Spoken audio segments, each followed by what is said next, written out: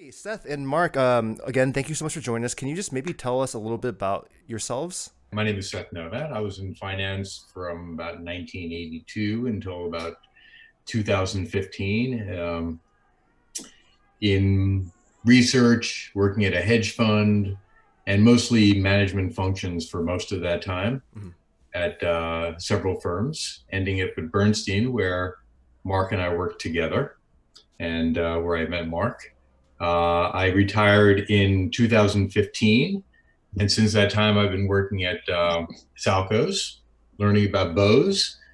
I started not a foundation, but I started an award called the Adolph Bush Award that gives $10,000 plus to organizations that use music for social good. Mhm. And we give that out every year. And then I'm very involved with Chamber Music Society. I've been involved with the Y and a few music festivals. And I've worked very casually with Siwoo on his festival as well. Very cool. And I work with a bunch of young musicians, lend out a few violins, and try and do what I can. Marc's the real expert here. Not to put me on the hot spot there, Seth, but thanks. So yeah, my name's Marc Penziner. I have been in private wealth management for about 2 decades. So working with a range of individuals, all different ages, geographies, walks of life.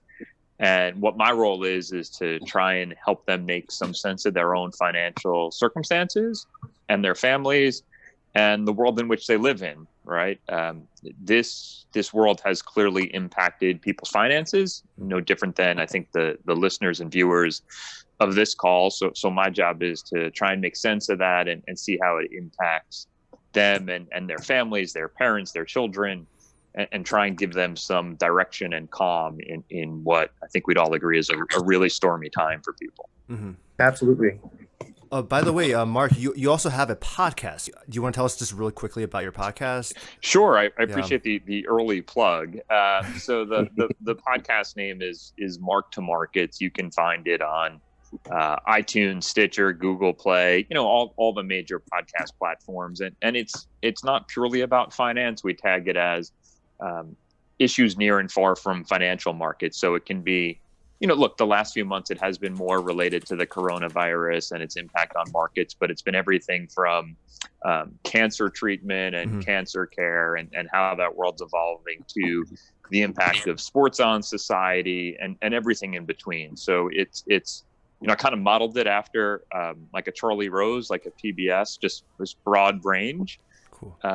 And so you can check it out wherever if you look up my name or Marc to Markets, and really wide range of topics and a nice resource if you're just kind of curious about things that impact money in people's lives. Yep. And we put the link in the chat. Shall we get to the meat of the topic, Siwoo? Yeah. So, I mean, just real quick aside. I first met Seth like 6 years ago or something, 6 or 7 years ago. Time really flies. I remember meeting him for the first time, like officially, in his office in Berstein, and was like super intimidated, like as nervous as I am now. And he's over the years he's been a advisor and supporter in many ways, as he's touched the lives of many young aspiring musicians, but most importantly, he's a dear friend and mentor in a lot of ways, and just super grateful that he agreed to hop on to Basic Pitch to shed some light and give all of us some advice, because clearly he really cares for the musician community.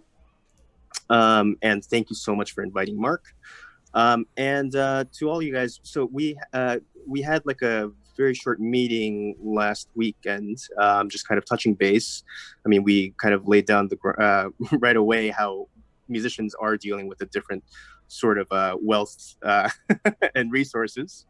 And we sent over some questions that the community sent over, actually. And I believe Seth and Marc went over that together, and they have maybe you guys can just start off by sharing with us what you've discussed. And the community will continue to ask some questions, and we'll go from there. Yes. For the community, if you have any questions, please type it in the chat, and we'll try to accommodate every question that we can ask them. I think this is, obviously a really unique time, and is certainly a very unique time for musicians who are in a situation where, for the foreseeable future, many, if not most of you, are looking at no income, and everything is very, very uncertain for everybody. But I think musicians have been, along with other artists and other contractor gig workers, have been most significantly impacted.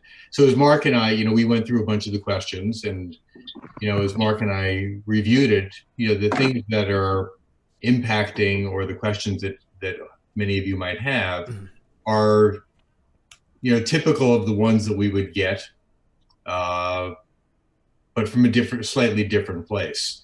I imagine that the audience here ranges from people who have, unfortunately, very little in the way of savings, to people that have that are a bit more comfortable, and so the scenarios for each differ.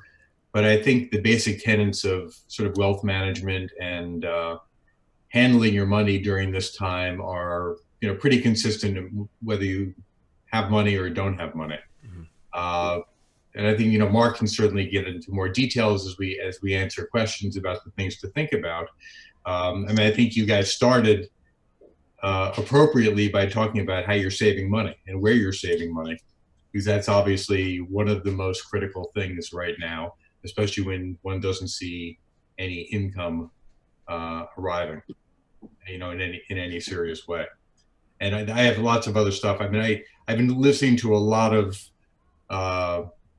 sort of online interviews with people, in preparation for this, and doing a lot of reading. And there's a lot going on, and there are a lot of people focusing on this. But why don't we get to the questions, and I'm sure they'll be pertinent later on. Yeah. So I think one of the leading questions was really, how do I think about my finances as a musician through this period of time? And I'm going to start with a piece of advice which is not helpful, which is that there is no right answer to that. It really does depend on your individual circumstances. And how would I very broadly frame that? So the coronavirus and COVID-19 has, I think, redefined how you have to think about risk. I'm guessing you thought about your careers with a certain level of risk embedded in it. Where would my next gig come from? Do I have a longer term commitment to an organization where I know I'm going to have a salary coming in? And all of a sudden, the world really does stop. And I don't mean financial markets. I mean your life financially, right? Your ability to earn a steady income may be very different today than it was in the past. Your ability of your friends or your family members to do that may be very different. And so all of a sudden, there's this risk in your earnings and income stream that probably didn't exist 6 months ago, right? You weren't conceptualizing this. By the way, you're not alone in that. Forget just restaurant workers, financial people, lawyers, business owners are having to think about things very differently than they did 6 months ago. Right. And so the thing we always talk about in financial markets is, when we meet with our investors, is how much risk can you take? And one of the ways we've always thought about that is, well, how much risk do you take in your life, right? From an earnings perspective. And you may really be thinking about that very differently today than you did January 1st of this year, because of what's gone on in the world. And so I think when we think about how you invest your money or how you save your money, you have to first think about, how much risk do I take in my everyday income and earning stream? So if you were a gig playing musician who said, look, I do well for 3-6 months at a time, but then I could be without work for 6 or 12 months at a time, we would have always said to you, look, you got to be pretty conservative about your money and have a war chest and cash available to pay your rent and pay for the work that you do and your instrumentation, so that you could ride through those periods where you weren't getting paid, right? And there are lots of professions that are like that. That is probably impacting people much more broadly than it would have 6 months ago. And so someone's ability to take risk with their money, I think, is really correlated to the amount of risk they're taking with their income stream.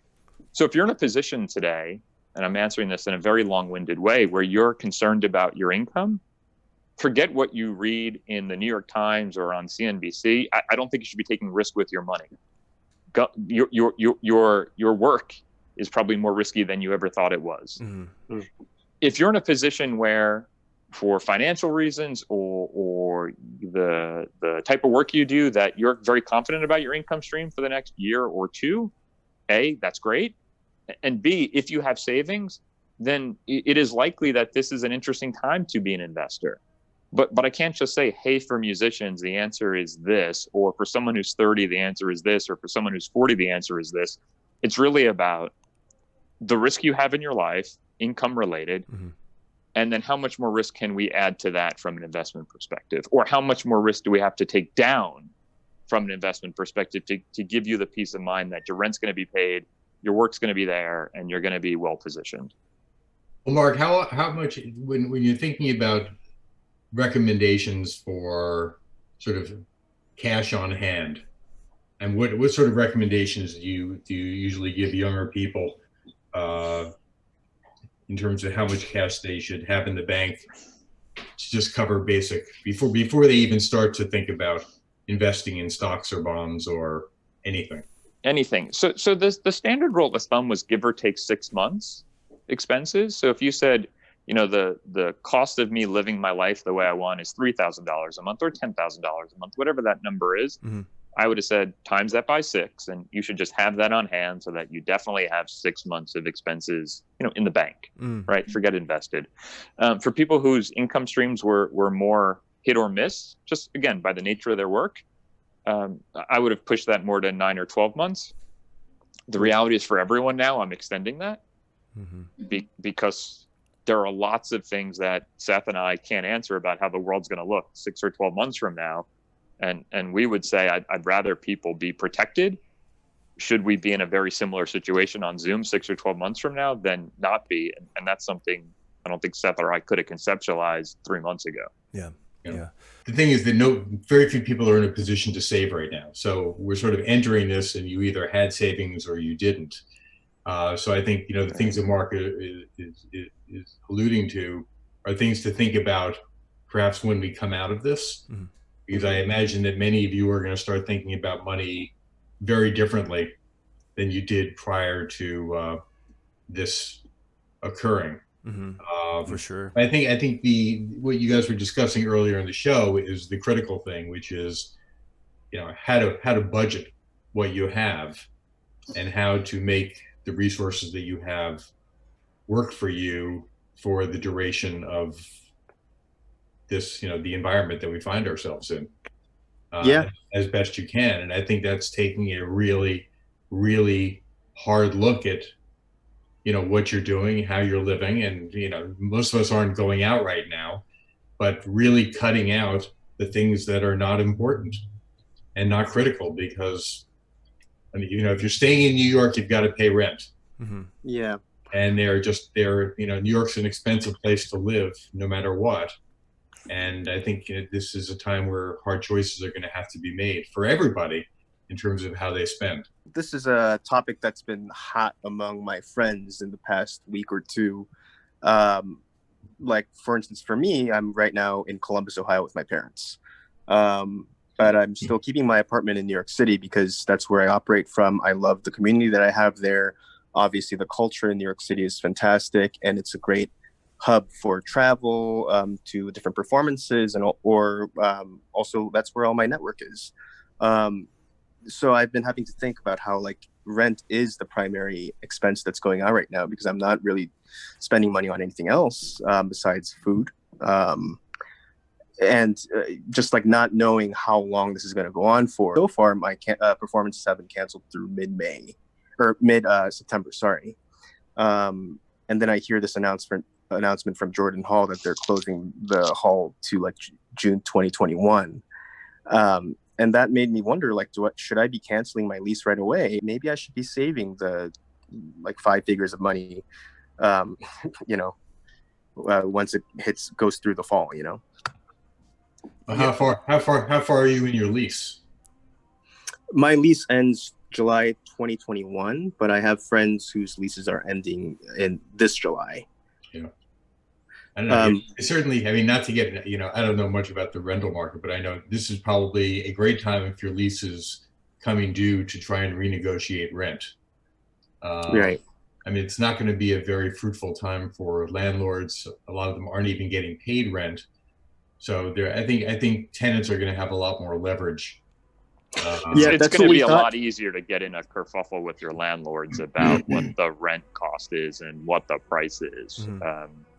And just to add on to the question, so Seth and Mark, would you say then the situation where if you did not have to pay rent, let's say in New York, and you could live as a freelance musician at home with your parents just for now, would having an apartment in New York be a risk? So quote unquote a risk you're taking right now because you don't actually need it? Well, it depends on how much you have in the way of savings and how comfortable you are. I mean, for me, it would be, I would consider it sort of a waste of money. I mean, especially given the uncertainty of how long this is going to last. I mean, you could find yourself in September thinking, justifying keeping the apartment because you think this is all going to end in September, and then you find out all of a sudden that nobody's doing anything until at least 2021, and then you've wasted a fair amount of money. I mean, there will always be apartments to find in New York, and you can always recreate a community of like-minded people. Money is, the rents that you guys are paying are significant, and when you've got nothing coming in, I would consider that, a luxury, personally. A luxury. And I would say that one of the reasons people choose to live in New York is the lack of social distancing, right? The connection to people and community. Well, if that's not going to exist in New York, and you're not going to have the availability to do performances in New York or see people in New York, and you're going to be left in this virtual performance space, I think New York becomes a luxury that you can do without. And then to Seth's point, respend when New York is back to whatever it's going to be. Because to the earlier point, it's likely New York is one of the last places to look normal. And I don't say that with any more knowledge than anyone else does, but maybe you can be performing elsewhere around the country before New York, and you don't want to be paying rent in New York when you have no professional need to be there. Well, I was on a call today with a bunch of physicians that are friends and researchers and people that are very involved with hospitals in the area. And there is so much uncertainty about what is taking place right now. And nobody really knows much of anything. So, Siwoo, I mean, I think to your question, I mean, just who knows how long this is going to go on. I was on a call with, David and Wuhan the other day from Chamber Music Society, and everybody is guessing. Everybody is guessing, and nobody really knows. I would say September is really optimistic. And I think most people are assuming that we're going to go right through the end of the year, certainly with the larger organizations like orchestras and things. We actually have a couple questions in the chat so far. Let's say one of them is, when you talk about saving, which I agree with, and this is from Papito Carlos, is there a way to make that money work for you while we wait till income resumes? Yeah, so I assume when you say make money work for you, you mean, earn some return on it, earn some interest. So I don't know how closely, and it's probably a wide range of people on this podcast or telecast that have knowledge about the financial markets. But what I would say is there's really no interest rate available out there for money that is safe, right? You can't go to a bank and get 3 or 4% in a savings or checking account.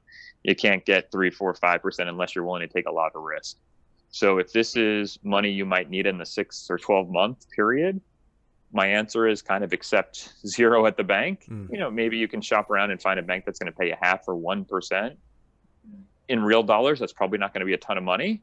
So I don't think you have to stress about that. And if you come across something that says, no risk, and it's a 3 or 4 or 5 or 6 or 7% rate of return, Seth and I promise you, there's definitely risk in there.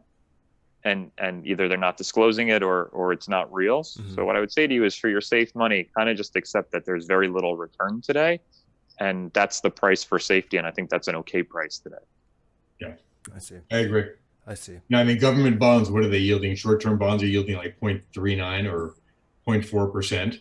And that's munis are 1.5% or so. And there's some risk in those right now, certainly. Yeah, if you bought a bond from the US government, which in my world we assert is the safest thing you can buy, right? So you buy a bond from the US government, and it's a 10-year bond, so they're going to pay you interest over the next 10 years. That's the deal. Assuming the US government's here 10 years from now, pretty safe.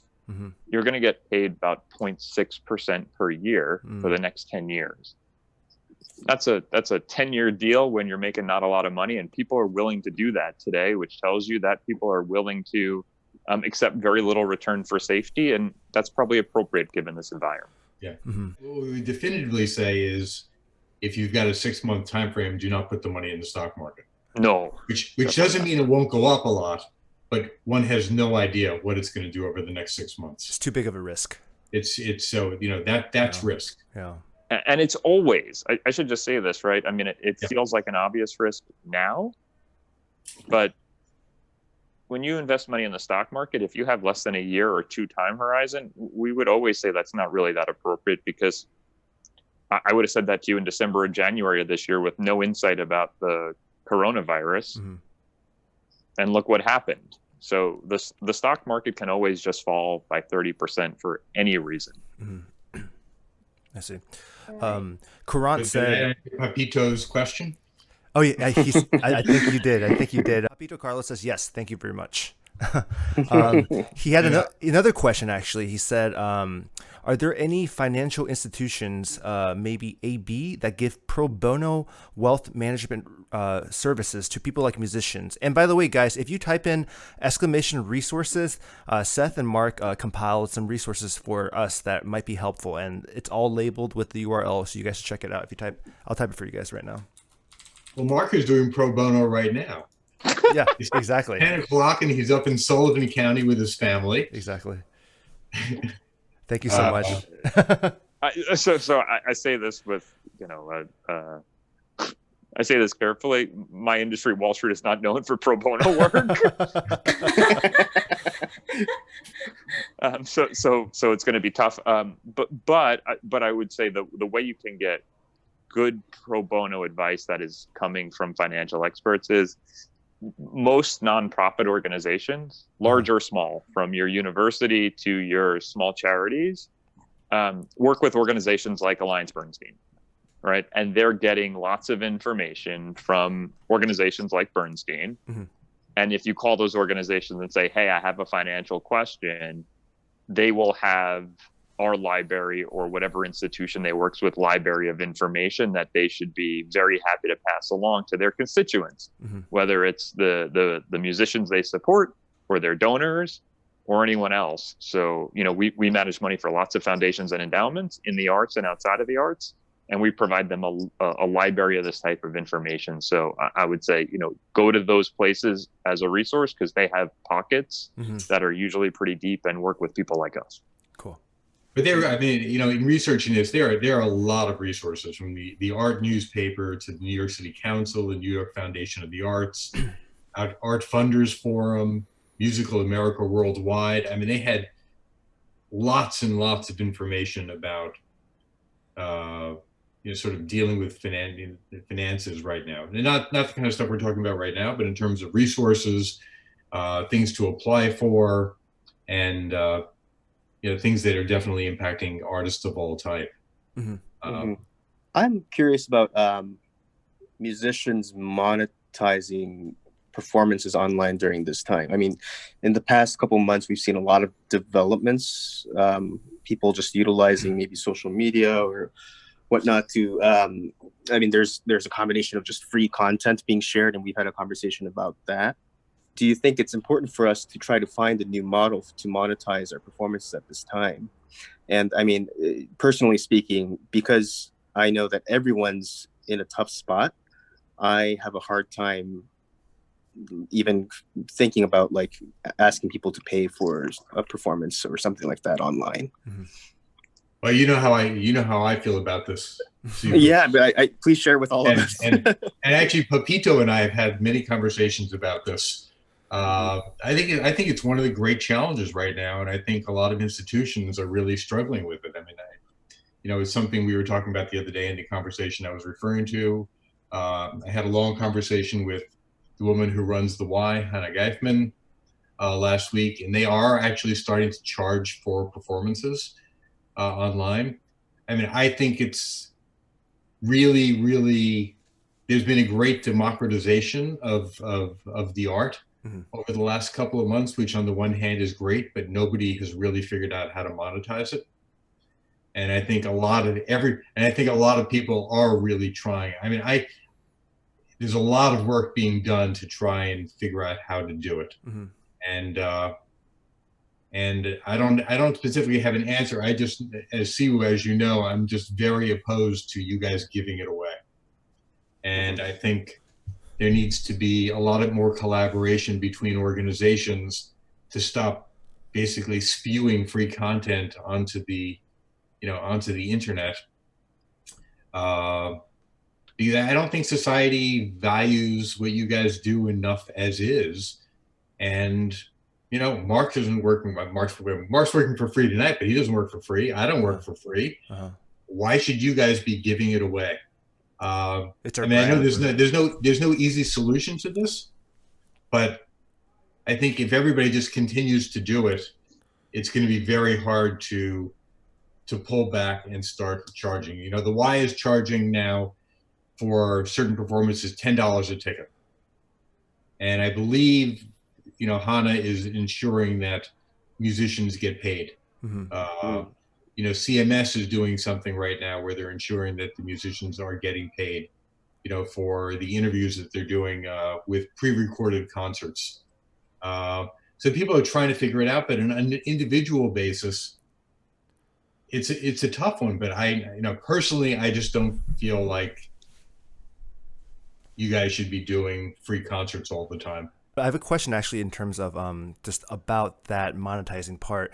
Do you think there's any difference, or do you see any difference between if musicians start approaching a subscription, when they start figuring it out, like a subscription model or a donation model? Is there a difference in that?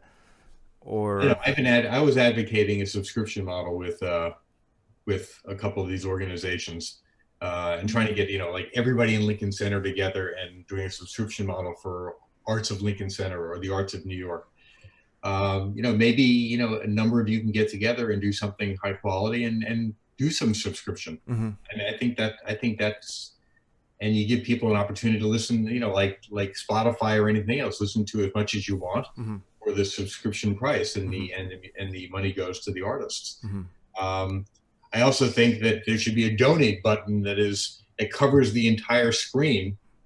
And until you donate something, you don't get to actually see the video part of the concert. The content, yeah. The Y in their concerts where it's voluntary, they leave the donate button on for about 4 minutes.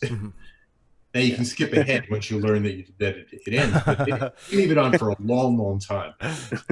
Smart. And I also think that Siwoo and I have talked about this. I don't think it's a time to be bashful about asking. I mean, I think there are lots of people out there that have been patrons of the arts and believe it's important, and believe that not only do you support arts organizations, but you have to support musicians. And I think you all need to be really bold in your ask and not beat around the bush. I mean, we as patrons or as arts enthusiasts love what you guys create for us and the world that you let us inhabit. You should be bold in your ask. This is an extraordinary time. Can I give the capitalist answer here? Yes. Do it. Yeah, I think you should be paid. Yeah. Period. Yeah. You're a performance artist, and I mean that in the most complimentary way. And I would broaden it and say, is that any different than an athlete? and athletes are not going to go out and play for free today, right? I mean, I don't know if this is in your world, but Major League Baseball players are debating whether or not they'll get $5 or $10 million, right? And so this is your work. You provide entertainment and enjoyment for people, and I truly don't think you should give it away. You can look at lots of commercial organizations in media today that are not giving away their content because people want it to feel good because it's a hard time. And Seth and I talked about this. I think you should be careful with the word donate, because I think donate to the general public suggests the handout. And, you know, if a NFL player said, donate to watch this game, I'm not donating. But if it was pay to watch this, language. That's, I think, you know, a pay for an experience. And am I willing to pay for that or not? And if the answer is yes, then that's going to go to the artists and or infrastructure that provides it. I agree with Seth. You should be bold about it. Yeah, it's interesting. I spoke with an artist who said that he doesn't want charity.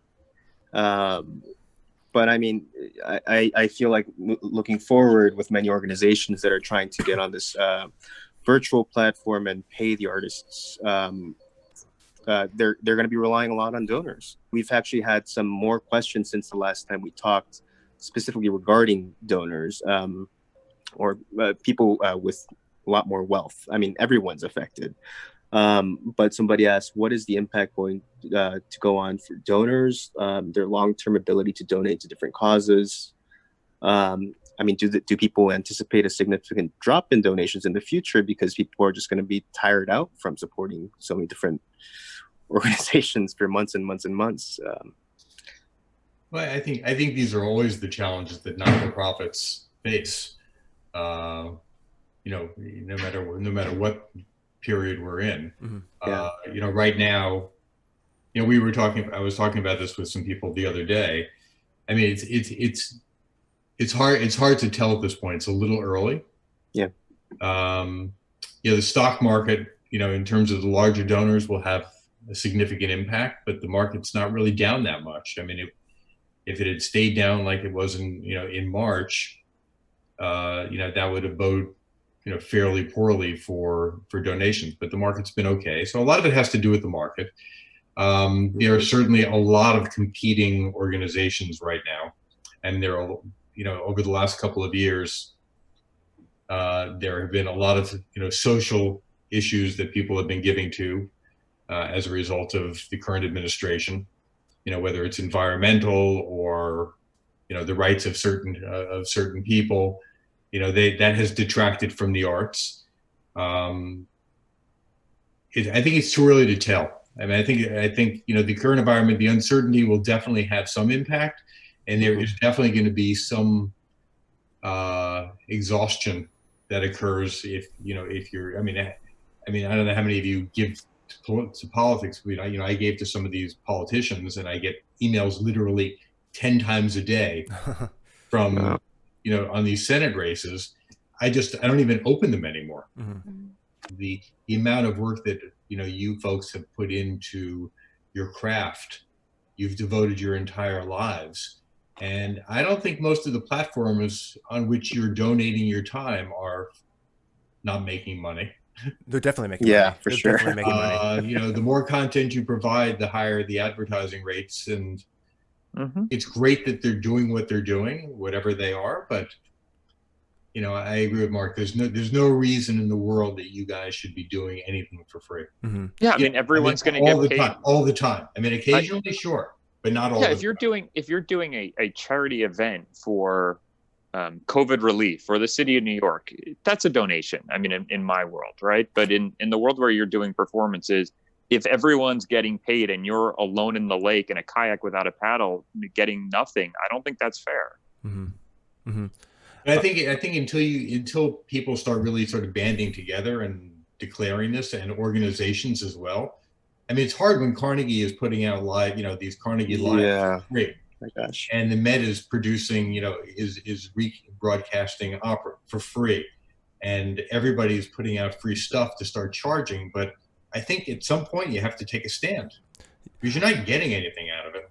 We actually have a comment about all this from Kachese in the chat. He says, I agree we should not be giving it away, but don't you think people who have a mission and a desire to realize that mission should be engaging with as many audiences as possible right now? Things are different now than they were 2 months ago even, so I can see how encouraging patrons are to give now.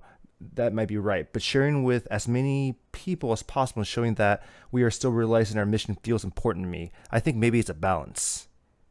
I agree. And that's right. I don't think it's all or nothing, but I think there's no balance right now. Mm-hmm.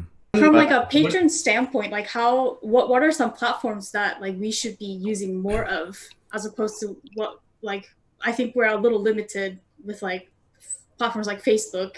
And so I want to know from like outsider's standpoint where people would actually look for those things. I don't know. One of the links that I sent you was it's a interview with a bunch of young heirs and heiresses, ranging from Sarah Arison from the Arison family to Larry Milstein of the real estate family, and these are like second and third generation, very, very wealthy people who are in their 20s and 30s. Yep. And they spend a lot of the time talking about technology. Mm-hmm. And everything from Facebook to TikTok. Wow. And using TikTok much more aggressively to be out there. But one of the things they actually did discuss, and Siwoo and I guess Kristen and others who actually run organizations, and CMS is doing this phenomenally well right now, which is be in personal contact with your patrons. Mm-hmm.